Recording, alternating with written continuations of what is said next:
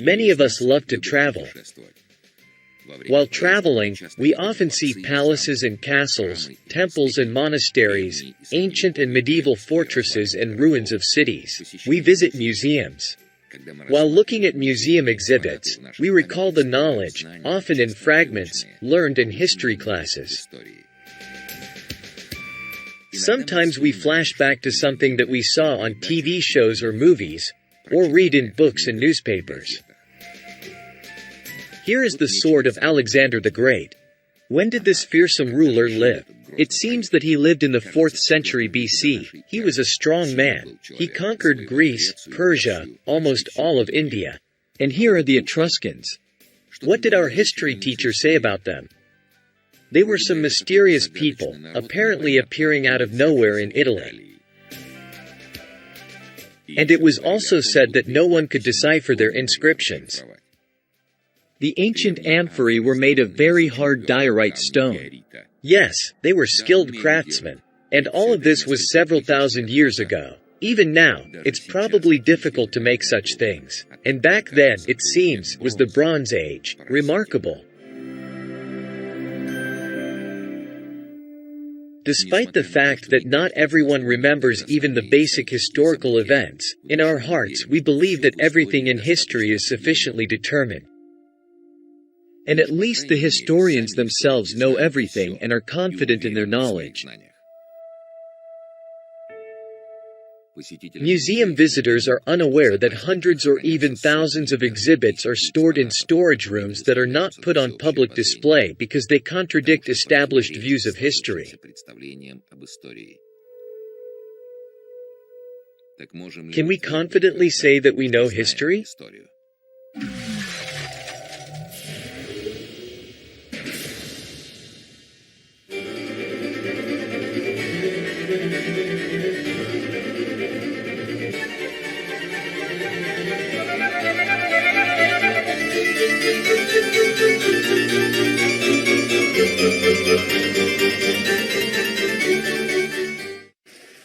Each of us is literally packed with historical information. We got this information from textbooks, radio and television shows, from books and newspaper articles. Critically sorting out this information is often almost impossible, since for several centuries it has undergone mutual agreement, forming a monolith of historical knowledge, or rather pseudo-knowledge, and also due to the huge volume of the material itself. It is worth noting that history is studied in our days by epochs and countries. Probably this was done unintentionally, but such an approach does not allow modern man to see the history of mankind as a whole. Instead, he sees a patchwork quilt with holes of ignorance gaping in it.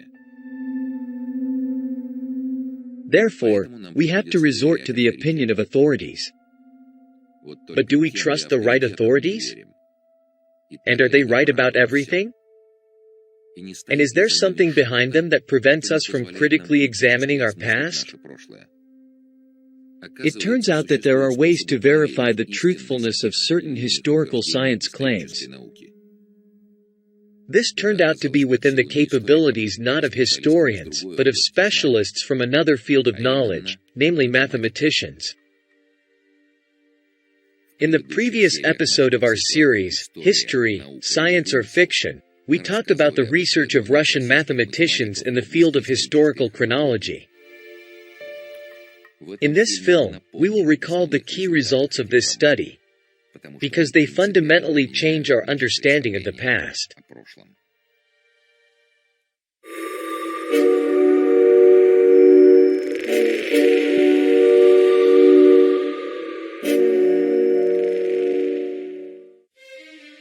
As a result of many years of work, a group of Russian mathematicians from Moscow State University has created several new mathematical methods for studying historical texts. The effectiveness of these methods was tested on a sufficiently large and reliable material from the Middle Ages and the New History, that is, the 17th to 20th centuries. Then, these methods were applied to chronicles that historians attribute to the era before the 16th century AD. When studying these documents, repetitions were discovered in world history as well as three chronological shifts: approximately 330 years, 1050 years, and 1800 years. As a result of these shifts in history, duplicates of a number of historical personalities and ruling dynasties, and even entire historical eras appeared. We found that different historical chronicles actually describe the same events, but they were erroneously attributed to different historical eras. Through the use of our research, we were able to identify these historical twins. As a result, we have built a new timeline, chronological scale, which is very different from the Scaliger-Petavius chronology generally accepted today. This new timeline, or chronological map, as scholars call it, has taken the traditional historians by surprise. It turned out that the history was not at all what it is commonly believed. Historians refused to believe it, and the authors of the new chronology themselves had to undertake the construction of a new, real history. That is, to carry out the reconstruction of history based on the correct dates of the new chronological map. The version of history before the 17th century that exists today is monstrously distorted. These mistakes were made by the chronologists of the 16th and 18th centuries. At the same time, along with unintentional errors, major distortions were made that border on falsification. As a result, we managed to restore the true history before the 17th century. The completion of this activity of creating a fake version of history sometimes lasted even until the 19th century. In some cases, even in the 20th century, major distortions of ancient history have been made. In this film, we will try to present the reconstruction of the main events of world history over the centuries. We will talk about this very briefly, but in sufficient detail so that the history of the world can be taken at a glance. In the next films of our documentary series, we will take a closer look at the most interesting and important moments in world history. And now let's see together what history looks like if we follow the correct chronology proposed by Anatoly Fomenko and Gleb Nosovsky. Let's go through the centuries of history.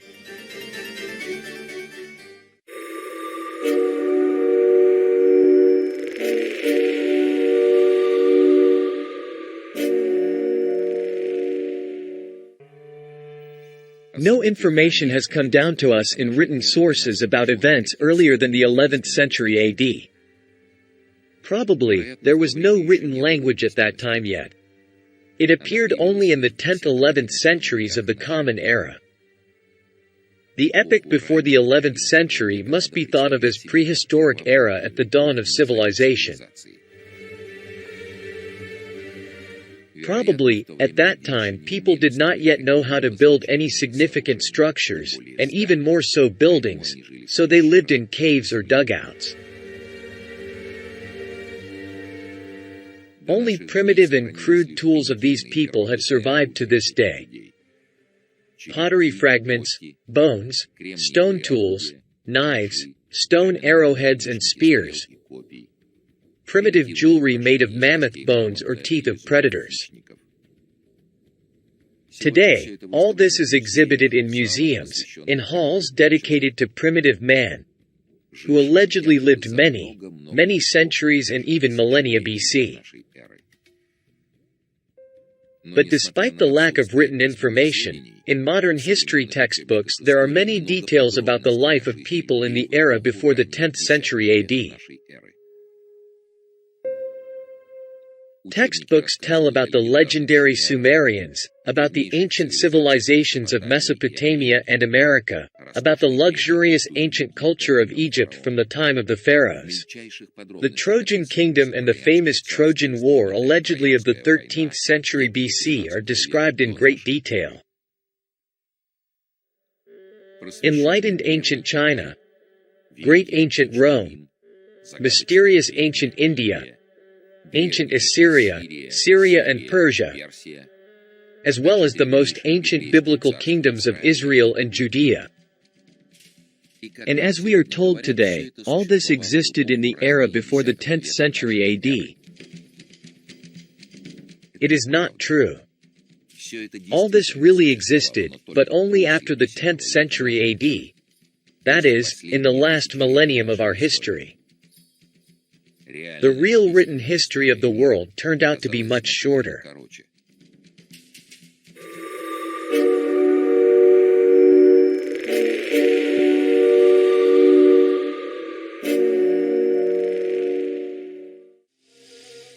The most ancient kingdom was the first Rome or ancient Rome.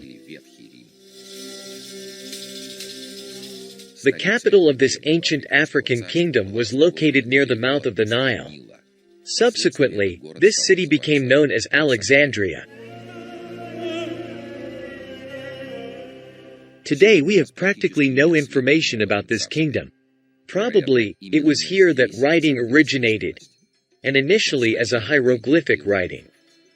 That is, people at that time wrote down with pictures. We will conditionally call Alexandria the first Rome. There were no Cyclopean architectural structures known to us in Egypt at that time yet. There were no pyramids and sphinxes, temples and obelisks. All of them would be erected much later, in the era of the 14th-16th centuries AD. In the 10th-11th centuries, the capital of the kingdom was moved to the Bosporus, where the city of Oros was founded, located on the outskirts of modern Istanbul. We will conditionally call it the Second Rome. It was also known as the Jerusalem of the Gospels, ancient Troy, medieval Constantinople. Same as the medieval Tsargrad. Same as the modern Turkish city of Istanbul. It should be noted the excellent strategic position of this city and its powerful military fortifications, significant remnants of which have survived to this day. The power of the Second Rome extended to many regions of the Occident and the Orient. Here were located the provinces of Byzantium called themes. Such provinces were Egypt, ancient Russia, the territory of Western Europe, where Germany, Italy, France, Spain and other states would subsequently emerge.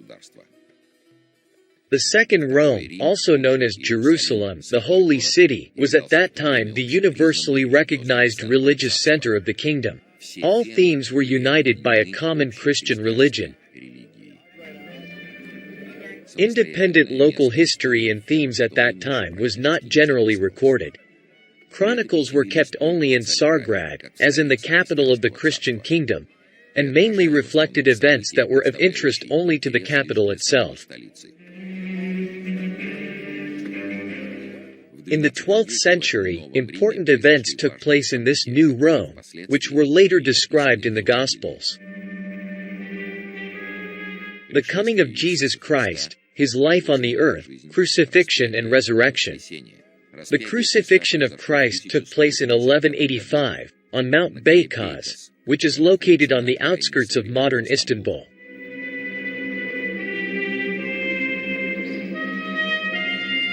In the era of Christ, that is, in the 12th century, Russia immediately and in full adopted Christianity, and not 1,000 years later, as the Scaligerian history assures us. The Russian Tsar Vladimir, that is, the ruler of the world, his mother, Queen Malka, and his chief military commander or ataman came to worship Christ. In the Gospels they are described as three magi, and are commonly known as Balthazar, Melchior and Caspar. In their honor, a huge Cologne cathedral was erected, in which the famous tomb of the three magi was placed. Thus, the events described in the Gospels took place not far from Constantinople in the city of Oros, on the eastern shore of the Bosporus. The city in modern Palestine, today called Jerusalem, was actually manufactured in a rather deserted area of the Middle East from a small Arab settlement of Al-Quds no earlier than the 18th century, or even the 19th, and declared a center of worship. but it has nothing to do with gospel events. The execution of Christ in 1185 in Euros provoked a riotous reaction both in the capital itself and in the themes of the Roman Empire, especially in Russia, which was the birthplace of the Virgin Mary. At the end of the 12th, beginning of the 13th centuries, it was Russia that led the Crusades, which moved to Tsargrad in order to avenge the execution of Christ and punish the guilty.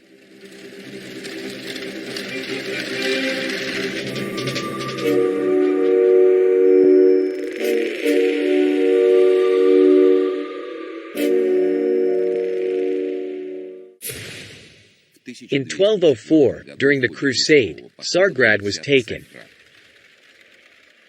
The city was plundered and burned by the Crusaders, that is, the Horde Cossacks and their allies, aka the ancient Greek Achaeans, described by Homer in the Iliad. The Achaeans were led by the so-called ancient Achilles, who is also the Russian horde Prince Sviatoslav.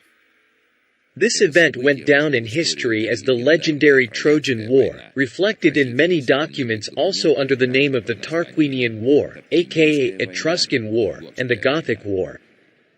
In the Scaligerian history of the Middle Ages, this same war is well known under the blanket name of the Crusades of the 13th century.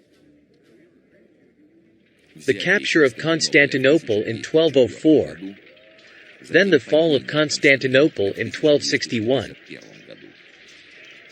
In fact, the Trojan War was a series of separate bloody wars.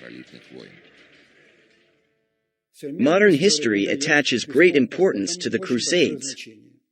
In our Reconstruction, they play even more important role. The Great Trojan War of the 13th century AD was the First World War of the Middle Ages. It was a war between East and West. It predetermined the course of world history for several centuries to come. With the fall of Tsargrad Jerusalem at the beginning of the 13th century AD, a violent civil unrest comes to the Roman kingdom. This begins the escape, flight, and at the same time the invasion of various eastern groups from the metropolitan area of the crumbling Rome. They settled in different countries of Europe and Asia. Members of the royal Roman dynasty also fled from the capital to the provinces of the former empire. Some of them did not want to put up with the loss of supreme power and began fighting for world domination. According to the views of the Roman kings, which had a pronounced religious basis, their royal family had the complete right to own the entire world. And not only the already known lands, but also all those that will be discovered in the future. They considered this right as a sacred and ancient power belonging to them by inheritance, which, due to temporary reasons, turned out to be illegally taken from them and which had to be returned. As a result, a few states were born that considered themselves successors of ancient Rome. For example, the Nicene Empire. In ancient times, the modern Turkish city of Iznik was the capital of this empire. One of these states was Vladimir Suzdal, Russia, with the capital Rostov the Great. The Vladimir Suzdal Tsars, at that time known as Rostov Tsars, were members of the Roman dynasty, expelled from Tsargrad at the time the Rome fell apart at the beginning of the 13th century. They, like other members of the dynasty, began the struggle to restore the empire. But only they managed to create by both military and peaceful means a powerful multinational state that spanned the Volga and the northern Black Sea regions.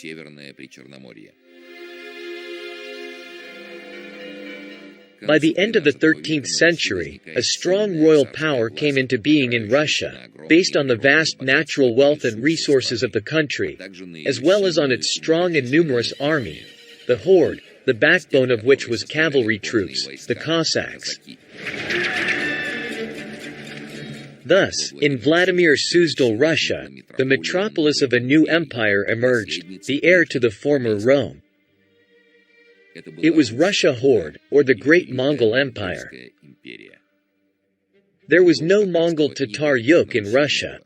There was no successful invasion of foreigners into Russia. What is today declared the Mongol-Tatar enslavement of Russia was the unification of Russian principalities and the strengthening of royal power in the country. In 1261, the ruler of Nicaea, allied with the troops of Vladimir Suzdal Russia, took by assault Tsargrad. The Great Mongol invasion of the West began from the east, from Vladimir Suzdal Russia. This invasion predetermined the outcome of the Trojan War.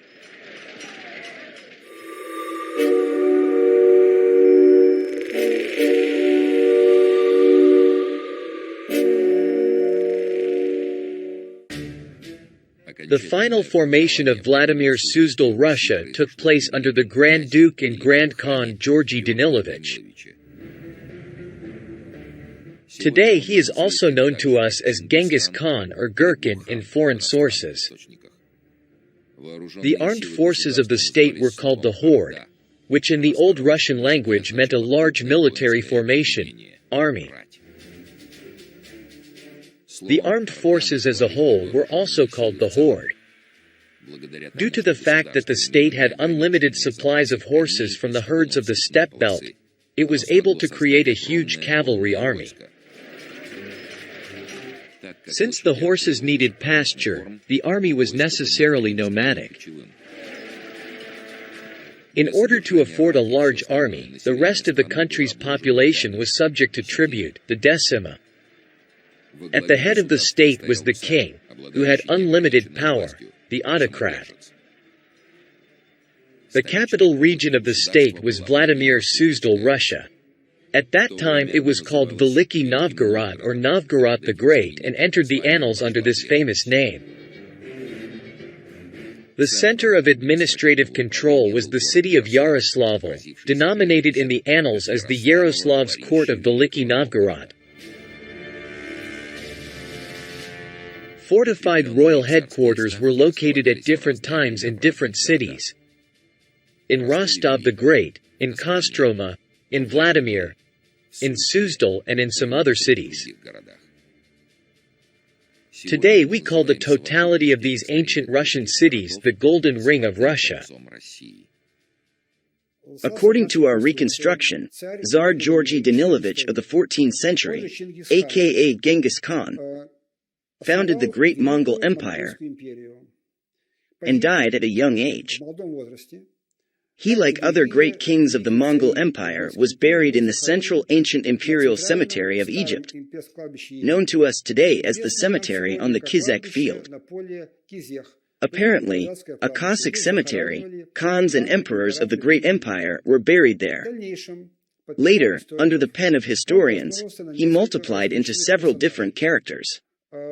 In particular, he was numbered among the saints.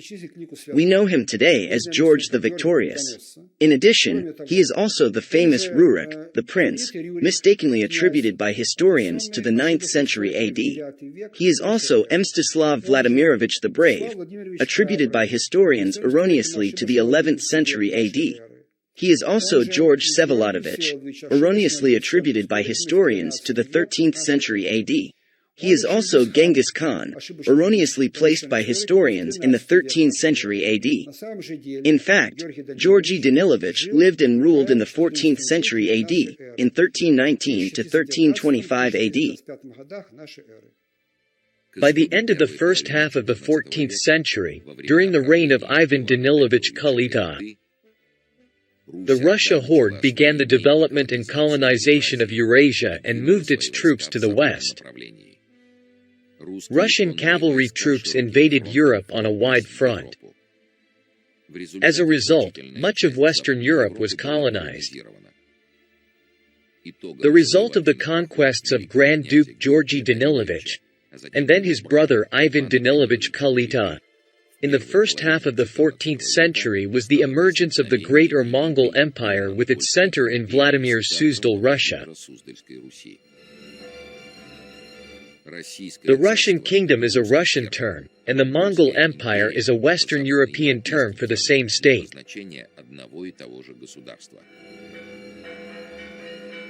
In Russian sources, the World Empire was simply called All Russia or the Russian Kingdom. In foreign it was called Mongolian, that is, the Great Empire. In the 14th century, Ivan Kalita, who ruled the empire from 1328 to 1340, founded in Italy both Rome and the Vatican as the center of secular and religious power in Western Europe, as well as the Institute of Popes. Ivan Kalita was both king and high priest, caliph. In the West, he left behind a lot of memories, over time, overgrown with legends and myths. For example, about the medieval king-priest presbyter John. Due to the mistakes of the chroniclers, on the pages of world history he was described several times under different names, including under the name of Batu Khan. Thus, the first half of the 14th century marks the commencement of the conquest of the world by the Russia horde. During the 14th–16th centuries AD, the Great Mongol Empire extended its influence over the vast territories of Eurasia and America. Moreover, this was not a military operation, not a conquest, but a more or less peaceful colonization of large spaces. Small tribes, nationalities living in these territories could not seriously resist the Cossack imperial troops. Large new states and kingdoms arose on the colonized lands. For example, the Mughal Empire in India, the Mongol Empire in the territory of modern China, the Mamluk Kingdom in Egypt, the Samurai Kingdom in Japan, that is, apparently, immigrants, native of Samara, from the metropolis of Russia horde, and finally, the famous Mayan and Inca kingdoms in America. This conquest was the first wave. It must be said that at that time it was rather not so much about the military conquest of distant lands, inhabited mainly by wild tribes or generally uninhabited, but about their development and assimilation into the empire. According to some ancient sources, for example, John Malalas or Mavro Orbini, most of the regions of Eurasia and Africa at that time were still sparsely populated. Therefore, the troops of the Russia horde, irresistibly spreading in all directions from the Volga, settled on as yet undeveloped lands and founded new cities, settlements, and cultures. For example, the horde reclamation of India of that era is known to us from ancient sources as the appearance of the famous Aryans there and the foundation of the Aryan Indian civilization in Hindustan. And the Cossacks who came to Egypt founded the Mamluk dynasty there. Then they were described in the history of the so-called ancient Egypt under the name of ancient Hyksos. Numerous ancient chronicles tell about this resettlement from the center of the Horde Empire as dispersal of peoples, as the migration period, as the Great Slavic Conquest, as rise of the Babylon. At the end of the 14th century, the Russia horde comes to a turbulent time. In 1380, a bloody battle took place between the troops of Dmitry Donskoy and the troops of the Temnik, a military leader, Veliaminov Mamai. The capital city and the royal headquarters of Dmitry Donskoy at that time was Kostroma, and the Battle of Kulikovo itself took place on the site of modern Moscow, where the river Yaouza flows into the Moskva River. At that time, the city of Moscow was not there yet.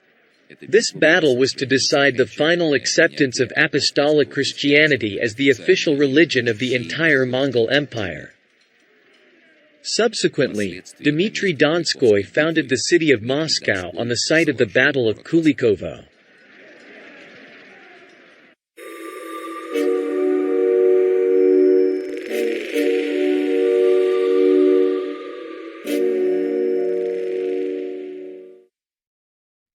After about 100 years of the existence of the Russian Horde Empire, its rulers faced new, previously unseen problems. As a result of state building, a network of good roads was built over vast territories. Epidemics began to spread easily along the well-established caravan routes throughout Eurasia, which from time to time broke out in the south of the empire. The deadly diseases of plague, cholera, and others became the inevitable price to pay for uniting vast territories of Europe, Asia, and Africa under one rule. A way out was found by introducing administrative borders on the territory of the vast empire. The first center is Yaroslavl, aka Veliki Novgorod on the Volga, became the center of the Russia horde. The second center, Istanbul on the Bosporus, Constantinople, became the capital of a part of the empire, the Great Ottoman Empire, Atamania. At the same time, Tsargrad regained its former importance, which it had in the 12th–13th centuries AD. In the interim, the authorities of the empire decided on forced quarantine cleaning of the areas where the epidemic broke out. According to the central government, such areas were the lands of Western and Southern Europe. Ottoman Cossack troops were sent there with a cruel order to murder the sick population of those territories, and to repopulate all those lands. This huge operation is known today as the Ottoman or Ottoman conquest. It is also described in the Bible as the conquest of the Promised Land in the books, Exodus and Joshua. Such was the situation in the many lands of Western and Southern Europe. The troops of the horde, the Cossacks, were sent to these areas with strict orders to slay the population of vast territories and repopulate them. This is the famous history of the Ottoman conquest of the 15th century. Thus, in the 15th century, the Russia horde was forced to send troops to the south and west for the second time. This was the second wave of conquests, that is, the conquests of previously subjugated territories, on which, starting from the 14th century, there were already armed forces of local rulers, governors of the horde, who did not want to be slain. However, the quarantine purge was carried out by force and very consistently. New governors were planted on the reconquered lands of Europe and Asia. In Russian history, these events are known as a large-scale allocation of the Novgorod lands to the boyars, the children of the boyars, the nobles, and even the best serfs. As a result, in the middle of the 15th century, on the site of the ancient Roman Empire, the Ottoman or Ottoman Empire arose with its center in Istanbul, which was an ally of the Russia horde. By the way, the very name of the Ottomans, the generic name of the sultans, comes from the well-known name Hetman Ataman, which was the name of the progenitor of the Ottoman sultans. At the same time, Western Europe and all of Eurasia are still under the rule of the Great Mongol Empire.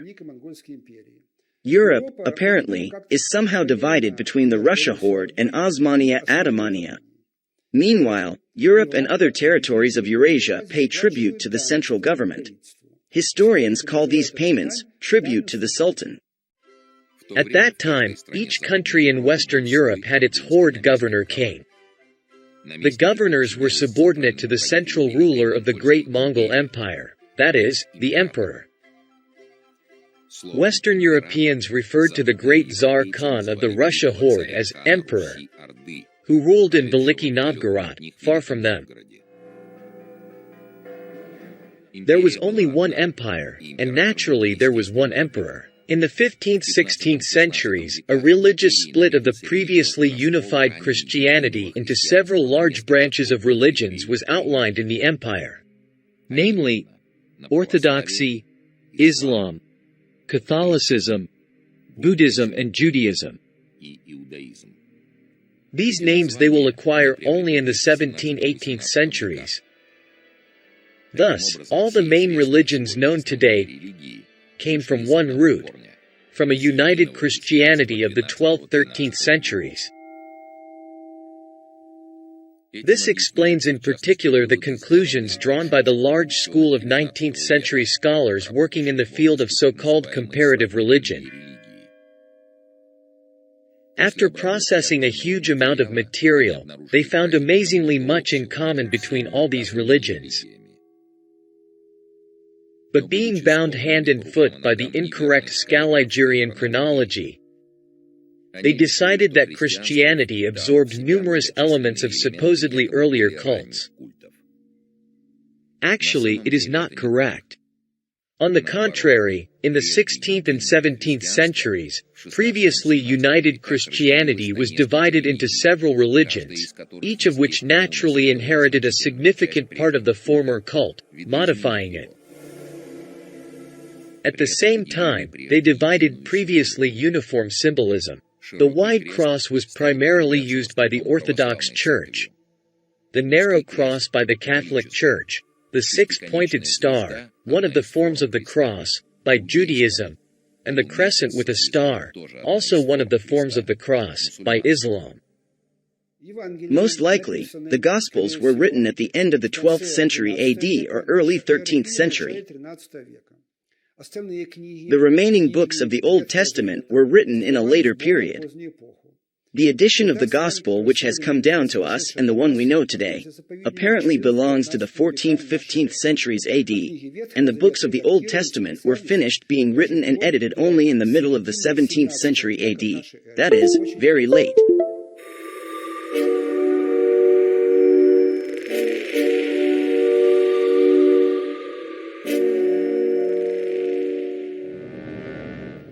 In the 16th century, the empire reached the highest point of its power and prosperity. Moscow took over from Yaroslavl Veliki Novgorod on the Volga the functions of the capital city. Instead of a small settlement on the territory of modern Moscow, a grand construction began, on which the best architects from various provinces were brought to work. First, an underground city was built using cut-and-cover method. Then it was covered with ceilings and an elevated city of Moscow was erected. This gigantic construction made a deep impression on contemporaries and was described on the pages of many so-called ancient sources of the 16th-17th centuries. Herodotus describes 16th-century Moscow as an Egyptian labyrinth. The Bible calls it the rebuilding of Jerusalem. In the middle of the 16th century, the Kazan kingdom, also known as the famous Khanate of Kazan, became the center of the Jewish religion. The Kazan Tsar, that is, the Khazar Kagan and his court, adopted Judaism. After that, Kazan made an attempt to separate from the empire. In 1552, Tsar Khan Ivan the Terrible brutally suppressed the Kazan rebellion. One should not think that medieval Kazan or Khazar Judaism and contemporary Judaism are the same thing. Many modern concepts had a completely different meaning in the Middle Ages. Jew meant glorifying God. And in the 15th-16th centuries, Osmania Adamania, with its capital in the Gospel Jerusalem, Istanbul, was called Judea. In the era of religious disagreements, any part of the province of the empire could call itself Israel to emphasize its rectitude in a religious dispute. Above all, the word Israel, that is, a crusader for God, was a religiously colored name in the Russian Empire of the Middle Ages. In the second half of the 16th century, a revolt of the horde governors broke out in Western Europe, who no longer wanted to obey the distant Tsar Khan of Veliki Novgorod and wanted to become independent rulers. As an ideological basis for the uprising, the banner of religious separation from the empire was chosen. Lutheranism, which emerged in the West, was used by the rebel reformers as a pretext for political separation from the empire. Having suppressed the rebellion in Kazan, the Russia horde turned its gaze to the seething West. It was decided to send punitive troops there. In Russian sources, these events are known as the beginning of the Livonian War. We emphasize that the whole of Western Europe is actually called Lithuania in that context. Historians then covertly portrayed the matter as if it was only a small modern Lithuania in the Baltics. In fact, the great empire in the 16th century sought to bring all of Western Europe to obedience. And only later did historians begin to depict things as if the punitive campaign was directed not against all of Western Europe, but only against a small modern Lithuania in the Baltics. Preparations began for a major punitive campaign in Western Europe, but at that moment, turmoil began in the capital of the empire, which turned into terror and the Oprichnina.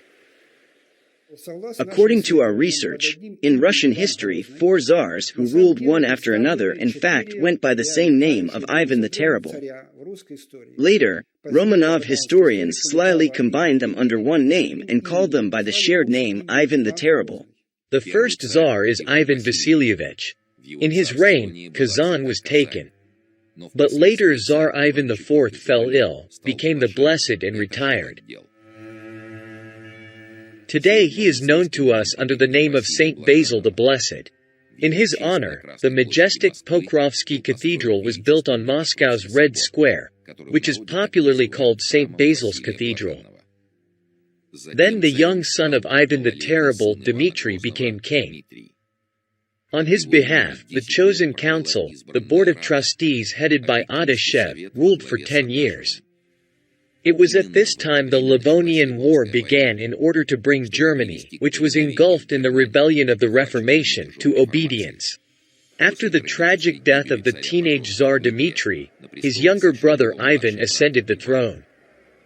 From Ivan's accession to the throne, his relatives on the maternal side, the pro-Western Zakharians Romanovs, actually ruled the state. It was they who raised Ivan. As a result, a group of Lutherans, whom the Russian Orthodox Church called Judaizers, came to power for some time.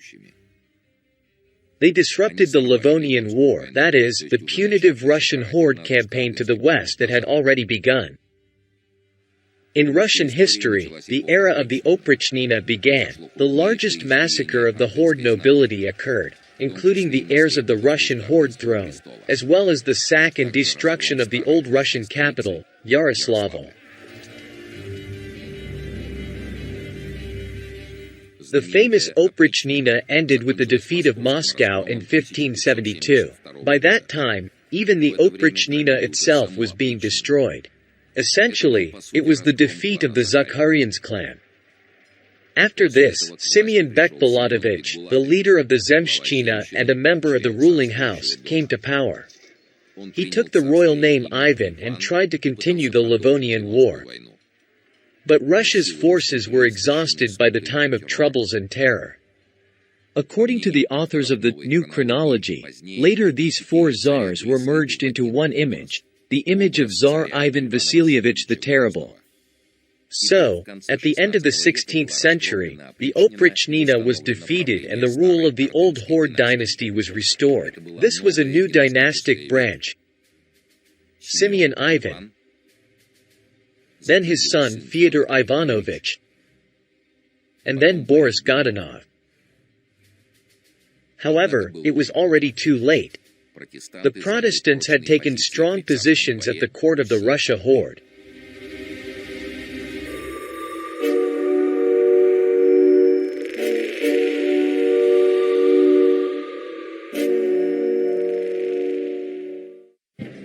Shortly thereafter, a new major time of troubles occurred at the beginning of the 17th century. The royal power passed to the Romanovs. As a result of the openly pro-Western policy of the Romanovs and the military-political weakening of Russia itself, the empire fell apart into several states: Russia, Turkey, Austria, Germany, Poland, Sweden, France, Spain, Egypt, England, China, India, America, Japan, and some other states of Europe and Asia. In Western Europe, former Mongol governors who had split from the metropolis entered into a fierce struggle for land and influence. Heavy wars broke out, now known as the Wars of the Reformation. The fierce division of the inheritance of the great empire lasted for many decades. In order to justify their rights to the power they seized and distributed among themselves, the usurpers, rebels in Western Europe and the Romanovs in Russia were forced to rewrite the history of the past. The Great Mongol Empire was erased from the chronicles. Many important events were deliberately pushed into the distant past. The fraudulent Scaligerian chronology was created for this purpose, intentionally aging the dates of many events from the 14th–16th centuries. By creating a false, convenient version of history, the new authorities sought to prove their supposed antiquity and therefore establish their non-existent hereditary rights to the throne. In the provinces that became independent, based on the former state church Slavonic language of the empire and local dialects, reformers quickly invented and actively introduced new languages. This gave rise, for example, to French, German, Spanish, English, as well as ancient Latin and ancient Greek. This allowed the reformist rebels to erect language barriers between the populations of the newly formed states. The goal was clear: to destroy the former unity of the empire. But even after the collapse of the empire, there was still a danger for Western Europe that the crisis in Russia would be overcome. The success of the Reformation rebellion was still not secured and, in general, largely depended on the whim of the Moscow Tsar Romanov, even though he was an ally of Western Europe. Today he is a political appointee and ally, but tomorrow he may change his mind. In addition, there was Turkey, the Ottoman Empire, which was not defeated at all. The center of the rebellion, Western Europe, tried to not allow the revival of the Great Mongol Empire. Probably unable to achieve this by military means, Western European politicians made the main emphasis on diplomatic work.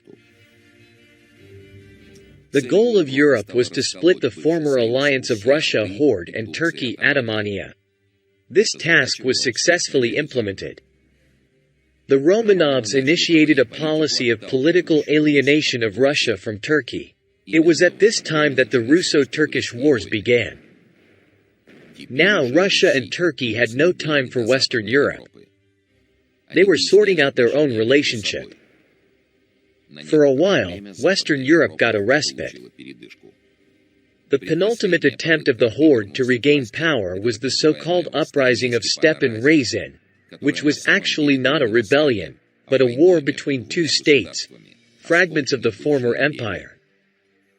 Namely, the Moscow states, where the rebellious boyars Romanovs were already in power, and the southern Russian Astrakhan state, where descendants of the old Russian Horde dynasty remained in power. Stepan Timofeyevich Razin was a commander of the Astrakhan Tatar troops. In this war, the Romanovs relied heavily on military support from Western Europe. Their most reliable troops, Reiter regiments, were composed of foreign Western European mercenaries. The war ended with the defeat of the Horde troops and the annexation of the territory of the Astrakhan state to Moscow. However, there still remained a huge Russian Horde state, covering Siberia, the Far East, and a significant part of the North American continent. This state was called Great Tartary.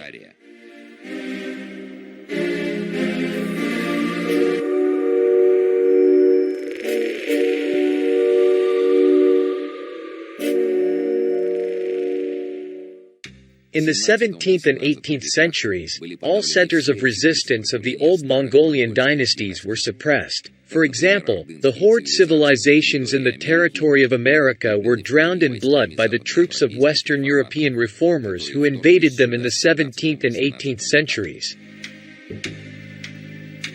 Later, Western historians shifted all the atrocities of this operation approximately 200 years down in time, to the 15th century, and retroactively attributed them to the period of the Horde Ottoman colonization of America, deceptively calling the previous and quite peaceful Horde colonization of the 15th century the bloody Spanish conquest.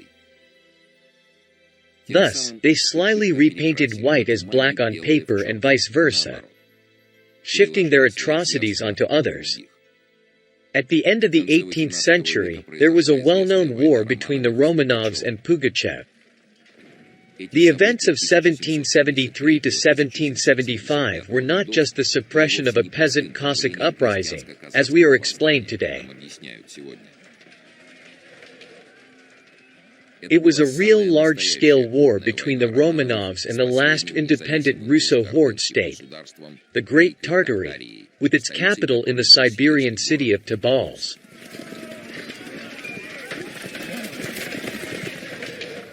Only by winning the war with Pugachev did the Romanovs gain access to Siberia for the first time.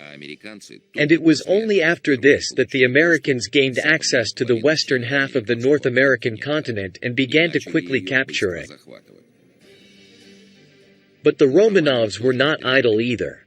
At first, they managed to grab Alaska, but ultimately could not hold on to it. As a result of the victory over Great Tartary, the United States of America emerged from the ruins of the Horde Empire in America. The final division of the empire took place in the 19th century. This feast of the victors was completely erased from history textbooks. Even in the 18th century, the rule of the Romanovs largely remained an occupation of Russia by foreigners. The serfdom as we know it was introduced by the first Romanovs and was nothing but the enslavement of the native-born populace in the conquered lands of the former metropolis by foreigners. Centuries-old traditions and customs of the Russian people were broken. An attempt was made to carry out a profound church reform, which fortunately did not succeed and led only to a schism, but not to the division of the Russian Orthodox Church. Only many years later, closer to the end of their reign, did the Romanovs change, as if mutated under the influence of many factors of Russian life and turned into Russians in spirit as rulers.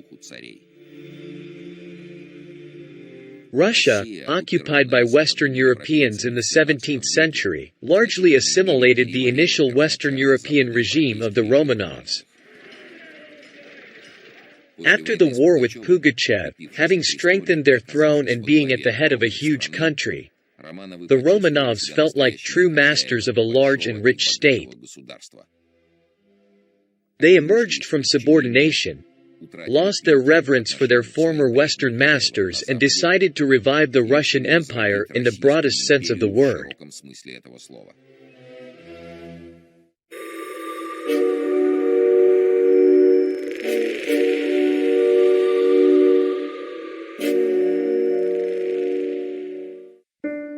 It's hard for someone who hears about the new chronology of Fomenko and Nosovsky for the first time.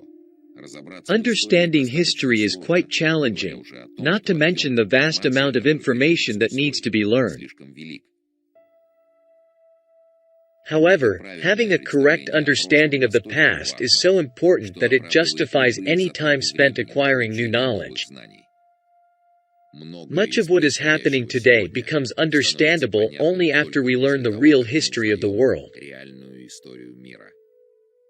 Of course, we understand that it may be difficult for a newcomer who wants to delve deeper into all of this. Some may even experience shock when introduced to our version, as it differs so much from the history that is widely accepted today. Nevertheless, we are convinced that those who want to make sense, get acquainted with the facts, and carefully look into the logic of the research will soon accept our point of view. A revolution has been brewing in history, similar to the revolutions that have occurred in natural sciences. Humanity cannot afford to keep treading water indefinitely, especially when there are real prerequisites for revising established dogmas. Changes in our understanding of the past are inevitable and necessary.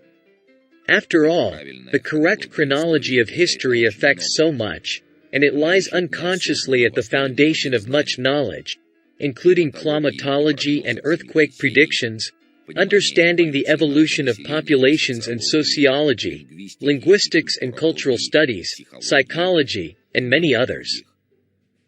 The new chronology eliminates a large number of mysteries and puzzles, providing simple and natural explanations for them.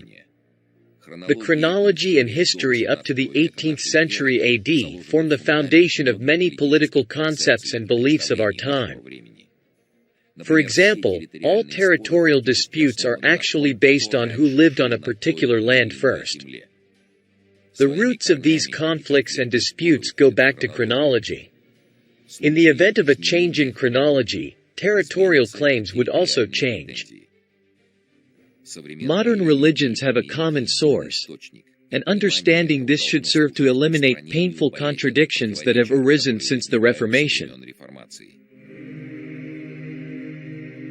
When the empire was divided into provinces, various branches of Christianity emerged. Certain differences in Christian beliefs existed even before the empire's split, but they were not so acute that the unified religion would break up into several faiths so different from each other. Today, humanity could return to these religious origins to eliminate religious strives. The implementation of the existing version of history has led to the estrangement and scattering of peoples who now think of themselves as separate and independent fragments of humanity. After all, it is obvious that correct history influences the formation of a correct worldview. Otherwise, a distorted picture of the world is obtained. But above all, history itself must become a science, and it is already becoming one. How is the false Scaligerian version of history introduced into people's consciousness? How is it possible to do this simultaneously in all countries?